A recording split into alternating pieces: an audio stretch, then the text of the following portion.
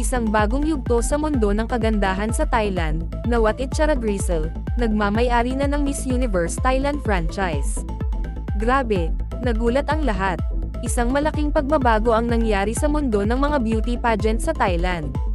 Si Nawat Itcharadrisel, ang may-ari at tagapagtatag ng Miss Grand International, MGI, ay nakuha na ang Miss Universe Thailand franchise. Wow! Ang galing! Na-post mismo ni Nawat sa Instagram ang magandang balita, at syempre, nag-ingay talaga ang mga tao sa pageant community. Sobrang lakas ng impact, para bang nagising ang lahat. At alam mo ba, ang license fee. Grabe, ang laki. Parang sinabi na ng halaga, seryoso kami sa Miss Universe Thailand. Ang nangyaring ito ay malaking bagay para sa mga pageant sa Thailand. Mas lalo pang tumibe ang impluwensya ng MGI sa bansa. Ngayon na nasa ilalim na ni Nawat ang parehong Miss Grand Thailand at Miss Universe Thailand, magkakaiba na siguro ang paraan ng pagpili at pagsasanay ng mga kandidata. Excited na kami para makita kung ano ang susunod. Pero teka, may nakaraan pala ang dalawang organisasyon na ito, noong 2013 pa, nagkaaway na sila. Nagkaroon ng mga legal na laban, at pati na rin ng mga public spat dahil sa logo at sash.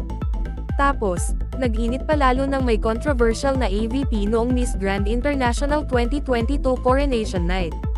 Nako, ang gulo. Pero ang mas nakakagulat, parang may epekto pala ang away na yan sa mga followers ng MGI sa Instagram. Bumaba ng malaki ang bilang nila. Pero, bumalik na sa 5.6 million ang followers nila noong February 17, 2025. Kaya pala, resilient talaga ang MGI. At alam mo ba, nagsalita na rin sina Nawat at Pawi Ventura, ang CEO at founder ng Masusology.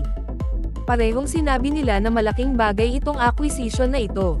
Sigurado, magkakaroon ng malaking impact sa dalawang pageant. Ngayon, maraming tanong ang umuusbong. Paano kaya maapektuhan ang pagpili at pagsasanay ng mga kandidata? Magkakaroon ba ng mas malakas na advocacy at awareness sa Miss Universe Thailand, gaya ng ginagawa sa MGI?